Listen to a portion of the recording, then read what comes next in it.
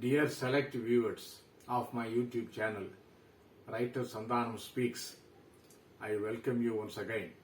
In my last YouTube video, I had promised that I would speak about Buddha. I am no Buddha to speak extemporary. I am a mortal, so I am going to read out the article on Buddha. It is in two parts because my speech is recorded in the mobile, which has got its own time limit. I have no independence. The topic is also strange. The topic is Buddha Smiled at Me, Part 1. To talk about the Himalayan country, Kapilavastu's Siddhartha, who emerged as Gautama Buddha of Sakya clan, whom I personally consider a forerunner of Tamil Siddhas, in the YouTube's limited time, is akin to viewing the all-radiant sun from the earth, thereby deceiving myself that I have seen all of the solar god around which the smaller planetary gods pay their obeisance at a respectable distance. However, I feel it is my spiritual duty to share some cardinal aspects and teachings of the immeasurable Buddha with the interested and the involved audience, interested in what, how and why of this transient life. This is in two parts. The first one deals with my personal engagement with the Pali-speaking Buddha in bringing him out into Tamil-speaking Buddha so that the English-knowing Tamil audience as well as the English-alone-knowing audience are able to come closer in understanding this much misinterpreted sage of pre-Christian era, who by now has taken shelter and roots more across our borders than in the country of his birth, India. In my earlier YouTube video, I have already compared Buddha to Madurai Kulavanigan Sitarai Chatanar, also a Buddhist, under the title Buddharum Satanaram. Now my first part, that is how the Tamil Buddha came into being through my translation. In 1997, when I joined On Transfer, the publications divisions of Information and Broadcasting Ministry, Government of India, at New Delhi, I was at the first instance greeted by none else than Gautama Buddha himself, with his mystical smile. A thread sketch drawing of Buddha was hanging on the entrance wall of our office corridor in the upstairs. Even on the day of my joining, I could not enter my office corridor bypassing Buddha's arresting smile. Henceforth, I had to soak in his meditative smile every day of my duty. My job was to edit the English manuscript as well as to hand over books to outside translators for the translation. In a few days of my joining the division, which was functioning at that time in Patiala House near the India Gate, my authority-addicted lady director ordered me to bring some 20 books from the office library. On my bringing them, she dropped casually 10 books on the left side of her table, and the rest on her right side. As commanded by her, I picked up the books on her right side. Then she instructed me to make arrangements for this translation of these 10 books into Tamil. I found to my great spiritual delight, Buddha was one among the lucky 10 dropped on the director's right side of the table. Incidentally, Buddha the enlightened in his statements is always right.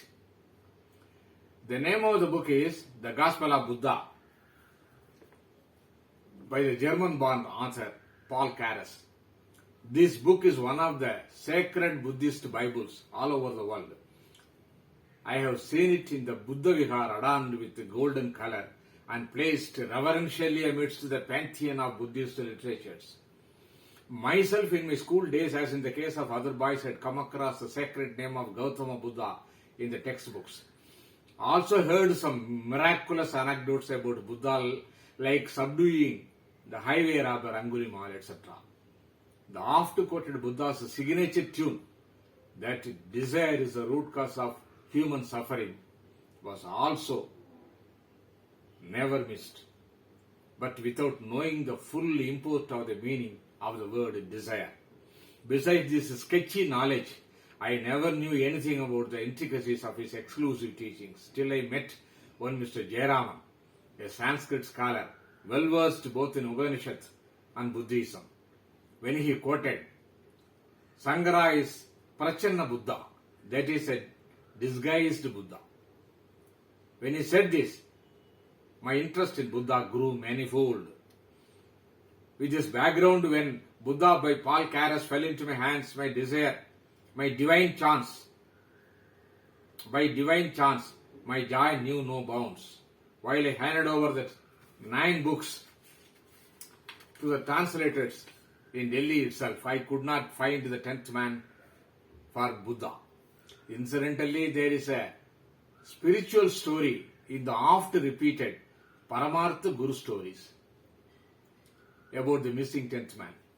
After counting all the 9 men who crossed the stream, the 10th man missed counting himself and wept for the so-called 10th man, who was himself. This is related with regard to the self-enlightenment, know thyself. As the 10th man was found out by the passerby who slapped him as a missed man, the smiling Buddha helped me find myself with the unexpressed statement, when you are there with the thirst to understand me, why you are in search of the 10th translator? I immediately put up a note to my director, gathering courage that I myself would take up the translation of the Gospel of Buddha as a labor of love. This file, as per procedure, had to go through another joint director by name Mr. Sethia, who, seeing my note, barged into my room and exclaimed, Sandanamji, do you know the implication of your noting? When asked by me, he explained, first of all, you being a government editor will not be paid any remuneration, unlike the outsiders. Secondly, your Buddha project will consume all your time, with the result, you will have no time to carry out your routine editorial work. Finally, he hesitated, and I filled up the blank. Setyaji, I being a non-scholar, you doubt my ability to translate this highly philosophical Buddha. The response of the joint director was a shy yes. I sought from him a 24 hours interval, to which he generously agreed. On that night, I heard a sort of a surrealistic dream, and the thread-woven Buddha appeared with his enigmatic smile. That was all. Next day, I met Mr. Sethia with all inspiration and told him, Setyaji, the young Siddhartha disobeyed his royal father and crossed the prohibited area around the palace, confronting disease and death, resulting in his renunciation, leading finally to his Buddhahood. Hence, I want to disobey you and undertake to bring out the Tamil Buddha. Stunned by my inspirational tone and tenor, Sethia was swept off his feet, and he rushed to director's room, and within minutes the editorial director gave permission. On getting the permission, I smiled back at the wall picture of the smiling Buddha. Thus the Buddha project began. On returning from office every evening, I dictated in Tamil page after page as if possessed from the Gospel of Buddha to my daughter Meenakshi, who at the time was studying literature at the famous Lady Sri Ram College, New Delhi. Hence my routine office time was not, as feared, affected. During the 6 months of my spiritual translation at home, Buddha started to speak to me in Tamil. The Tamil handwriting of my daughter was both highly legible and eye-catching. Surely it was a labor of love for both her father and daughter. During the dictation, Buddha revealed his esoteric and exoteric teachings to me. The essence of human life, the purpose of living, reasons for human suffering, and the eightfold path to overcome it started revealing to me page by page. It contained 100 chapters extending up to 257 pages in small letters. The translated manuscript started piling up and became like the teachings of Buddha, very weighty. On completing it after 6 months, I took the bundle to my office, and as procedure demanded, I had to send my manuscript for vetting to an able hand. Surprisingly, thanks to Buddha's grace, one Mr. Balasubramaniam, a multilinguist, came to my help. He Tamilized some Sanskrit names and made some corrections with my approval. When it was finally handed over to the production section for printing, the head of the section, one Mr. Gandhi, a non-Tamilian, was full of praise for my daughter's handwriting. It was easy for the production staff to compose and print it without difficulty. After a few months, that is, after reading the galley proofs, the Tamil Buddha smiled from the new book cover, titled in Tamil, Buddha in Punidavak, containing 334 pages. This is the first authentic book of the translation of the Gospel of Buddha. The rules-bound and parsimonious director gave me only one copy of the new book. However, she could not prevent me from purchasing my own translated copies from the office and donating them to Tamil writers and friends. It received favorable reviews in magazines and papers, including from the famous writers like Jayaganthan and Sundara Ramasamy. My writer friend Pavanan also wrote a lengthy review of Buddha in Punidavaku in the literary magazine Solpujizu. Of all the communication, the one that came from the choosy writer Sundara Ramasamy, not given to exaggerated eulogy, has etched in my memory.